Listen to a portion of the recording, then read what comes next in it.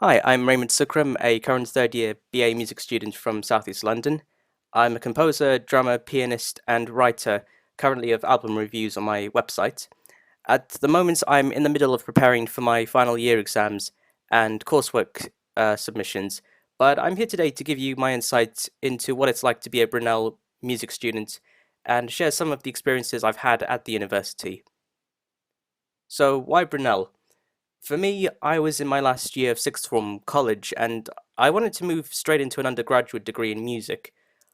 I looked at a few universities, but it was only when I visited Brunel that I felt at home. That sounds like an exaggeration, but I really did feel comfortable here. And when I began my studies here in September 2013, I realized why I felt like this. Everything is on one campus, which creates a community feeling across departments.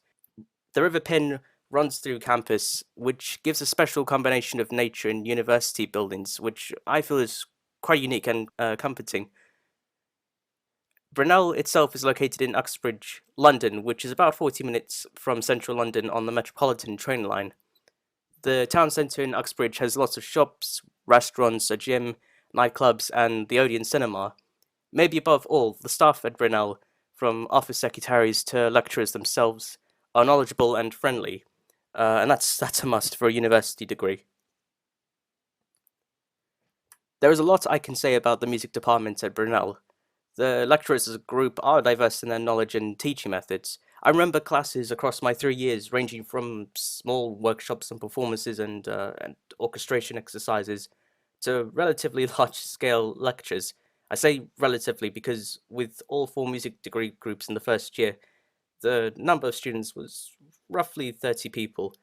And that can seem small in comparison to other departments at Brunel, but for us, it meant a unique culture where we could collaborate on each other's projects and get feedback.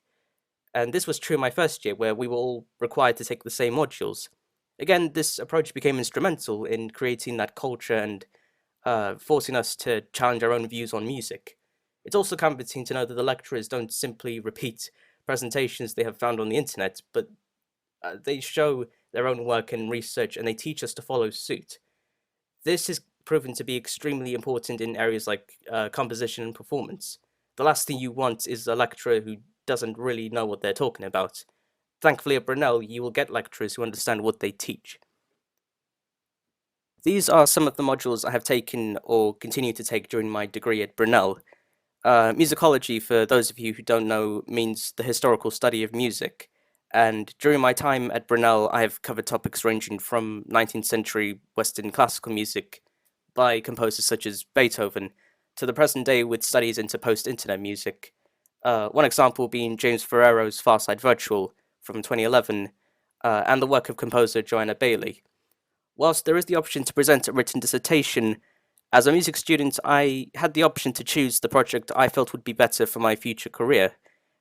This is my special project, and next week I'll present an hour-long presentation on why musicians change their musical direction, focusing on Arnold Schoenberg, Miles Davis, Captain Beefheart, and Bjork.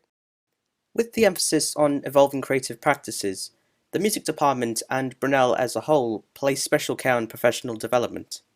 During my second year, I took a module called Professional Development, which by the end of the course became a crucial turning point for me. I entered the module with the aim of becoming a secondary school teacher in music. I researched teaching qualifications and went to numerous talks on secondary level teaching in London. But with a placement at my old secondary school as a teaching assistant in their music department, I later realised that what I wanted to do as a teacher didn't fit with what would be required of me as a secondary school teacher. After speaking with my mentor, the head of music of that school, and discussions with lecturers, including Colin, who ran the module, I changed my professional pathway.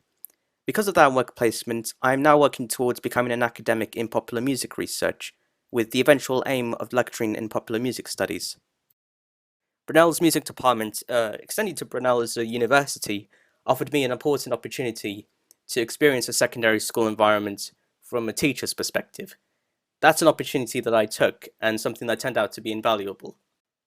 As a side note, this is one slide from a PowerPoint presentation I created for the Year 9 GCSE class on songwriting. This was the result of learning how to plan lessons using a simple layout and visual imagery to highlight important keywords. Work placements are fantastic for developing skills and knowledge for any career, an important area which Brunel and their on-campus career centre provides. One of the biggest surprises out of my music degree has been how much I use the recording studios. Brunel has 3 recording spaces and 2 mixing rooms, with the option to book microphones, video recorders, and cameras to use for any project. And that could be academic, to do with your degree, or it could be extracurricular. In fact, this was one of the main reasons I chose Brunel. These photos were taken just last week of 2 recording sessions I did with third-year Sonic Arts student Anton Michael. We're working on an ambient music album to be released independently on the music sharing site Bandcamp. We also worked on Anton's Sonic Arts exam, recording short samples on the drums, which will be manipulated on Ant's laptop for live performance. Myself and Anton are part of 2 bands which formed at Brunel: space rock band The Saturn and the noise punk band Puny Humans. Crucially, unlike many universities, the lecturers here did not only encourage us to form study groups, they motivated us to create bands of any genre.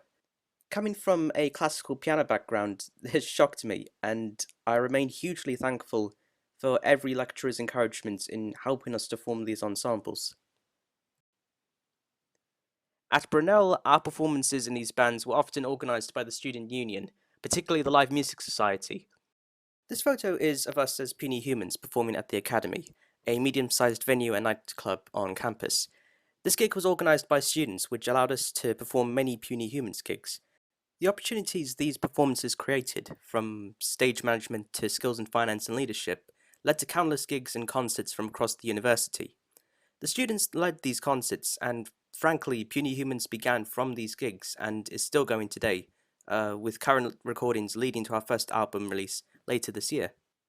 Other societies I joined over the degree include the First Aid Society and Teach First at Brunel, where I was secretary. I was also a member of Frank Griffith's Jazz Bridge group, which drew together students from many non-musical areas and degrees, including sport.